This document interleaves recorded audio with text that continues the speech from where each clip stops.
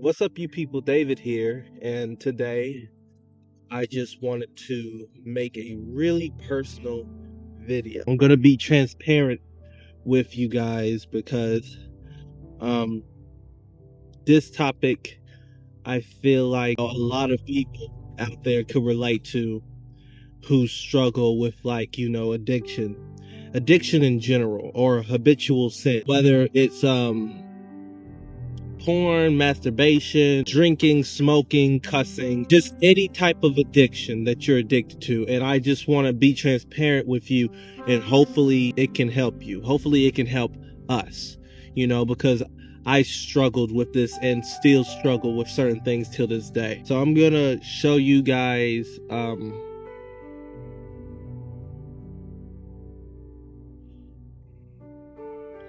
this tracker. It keeps track of any time I relapse or go back into any sort of bad habit. It's an app called Days Since. I want to be transparent with you guys and show you the true nature of how hard it is to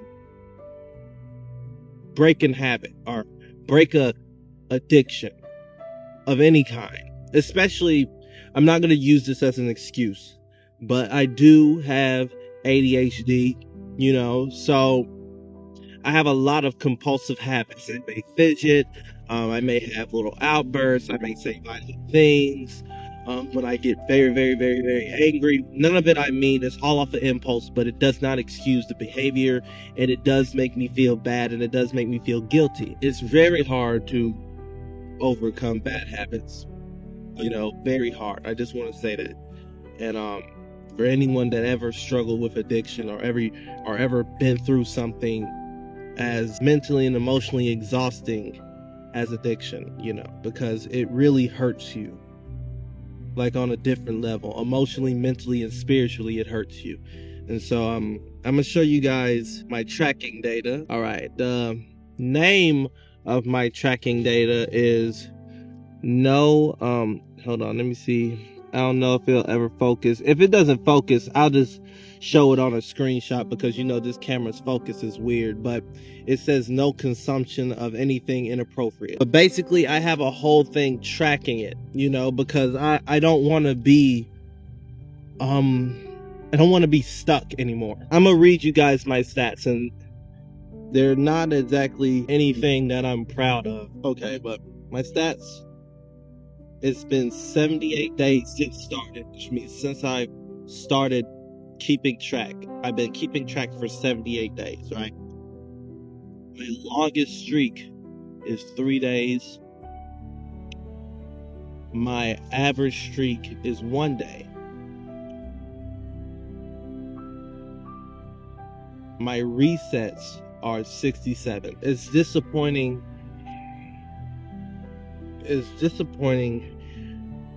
as that is, And I'm gonna tell you, the most complicated months for me were the months where I just went through the most emotional turmoil.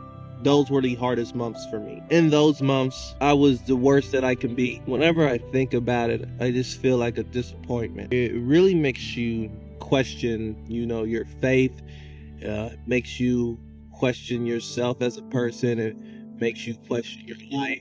It makes you question your existence. You feel incapable. I want to say this about addiction.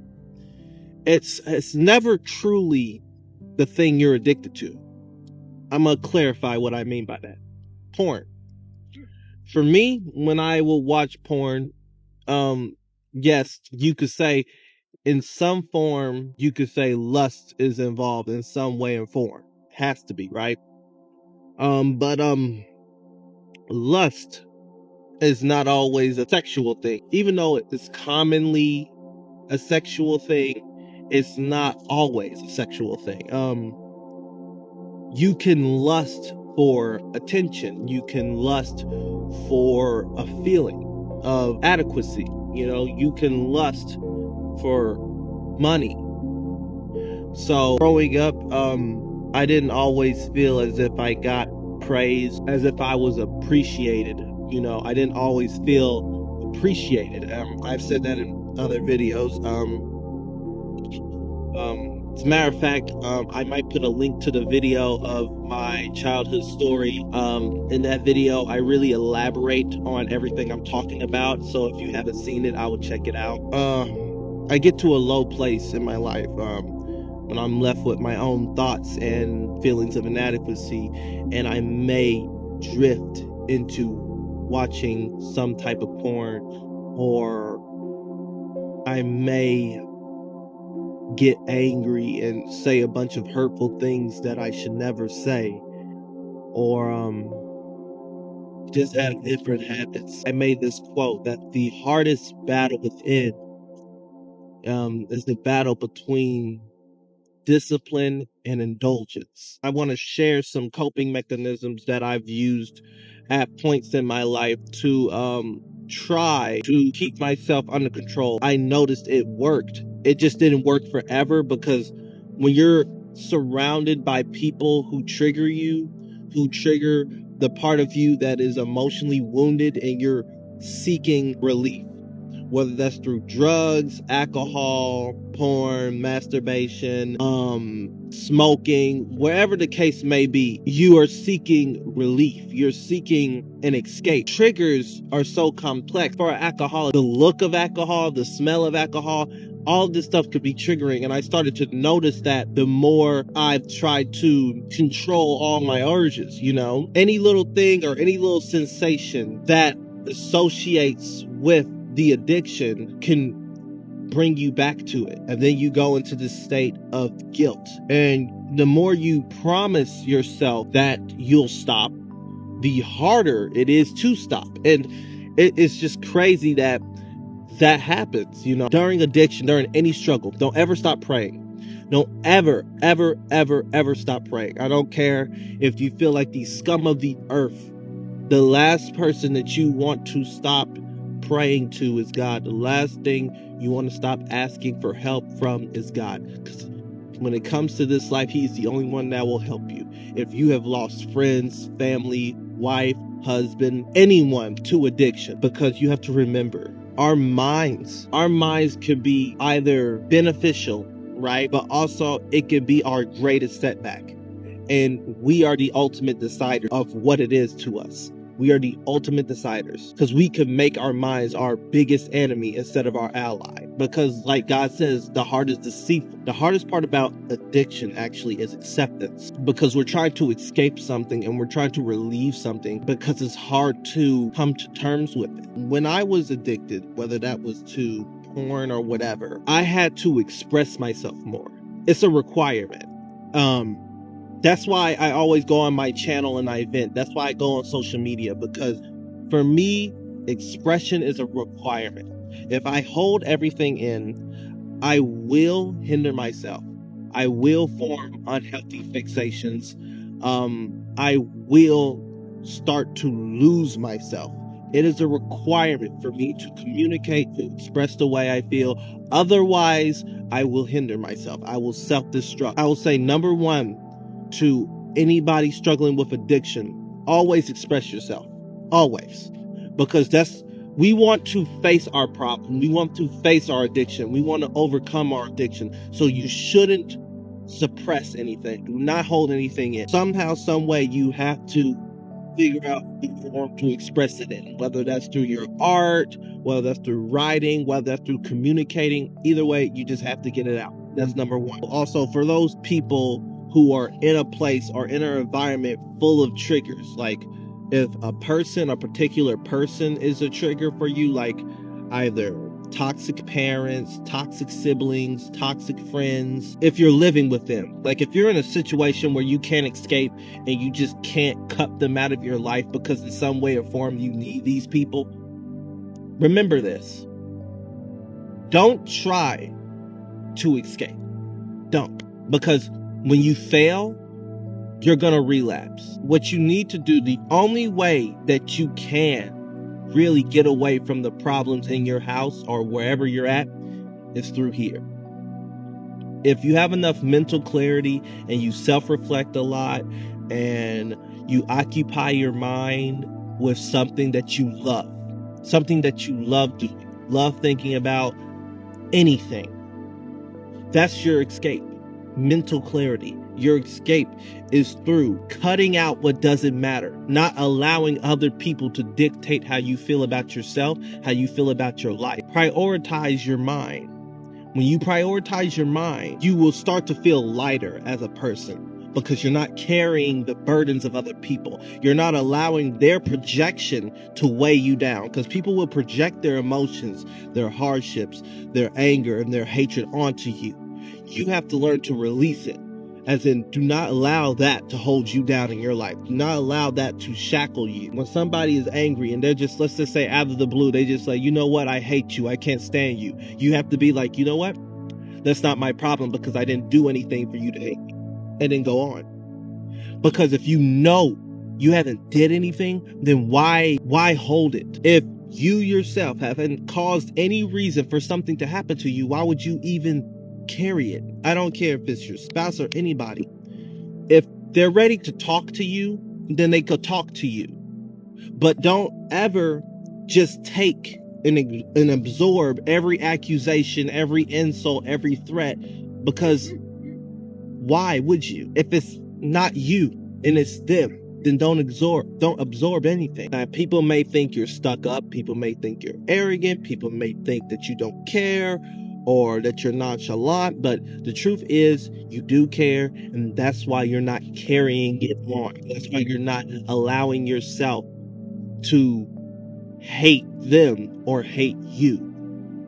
Don't hate them. Don't ever hate. Release all hatred. Self-hatred, hatred for another can only lead to bad. So never hate. I think another thing that's very important is we need to shift our perspectives. We need to start looking for long-term relief instead of short-term relief. When you do whatever you like to do, smoke, drink, you're just getting a temporary feeling. You're getting a temporary feeling through an unhealthy coping method that doesn't really solve anything. So continuing that pattern only drains you because there's no true resolution. If you did overcome addiction, it will give you a long-term benefit and long-term relief and long-term peace. You have to really love yourself, even at your most unlovable time. You have to forgive yourself for what you have done to you, because I feel like that's what's kept me bound for most of my life, is that I hated myself. And it takes me a long time to forgive myself, because, you know, living with things that I've done and that I've did, and I have held myself accountable, but it's that guilt that eats away at you. Guilt is not always a bad thing. You want to be happy that you do feel bad for doing wrong, because it shows that this is not evil that you're embracing. It's a struggle. It shows that you're struggling. And it's actually better to struggle than to embrace. You never want to lose hope. You never want to lose hope. You never want to lose hope. Hope is one of the things, one of the reasons why I keep fighting. It's one of the reasons why I never give up. It's because of hope. You know, and you should always fight against and hate your own sin, just like you can hate everybody else's sin. And you should always stand up for you. Make yourself hate your sin. Speak against it. Don't ever make excuses for it. And don't ever make provisions to sin. As in, if you drank alcohol and you were an alcoholic, if you felt guilty right after you finished that first bottle, throw the rest of them away in the dumpster. Even though eventually, if you relapse again, you may buy them back, but you know what? Eventually, you're going to get tired of buying them back. I make it hard for me to sin. You want to make it hard for yourself to sin. Make traps for yourself. Stop yourself. Stop your mind. There will never be a sinless person, but you can always fight it.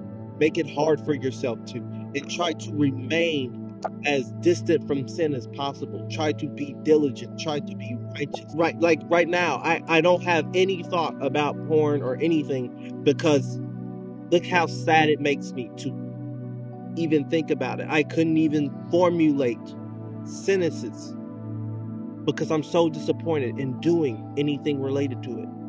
I'm so disappointed in watching it. I'm so disappointed in disrespecting myself for attention. I did so many degrading things, so many things in my life just because I wanted attention, just because I wanted to feel love, even if it was artificial. And I will never want to go back. I can say that wholeheartedly. I never want to be that David again. And so I'm making this video to let you know it's very possible to overcome. You can overcome your addiction. You can keep fighting it. You can keep holding yourself accountable. You can keep trying. You only ever truly fail when you give up. The day you say, why do I even try, and embrace the sin and live in sin is the day you really failed. So I want you to say that.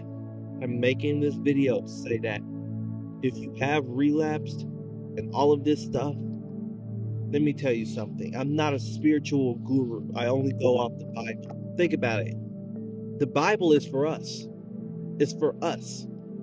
God knows the truth. God saying that all the lust and perversion in the world is bad is to help us. We need to try our best to follow the word of God. We need to try our best to stay away from things that are killing us. Hope you guys enjoyed the video. Make sure you like, subscribe, and share it with anybody you feel like is struggling with anything. I love you all.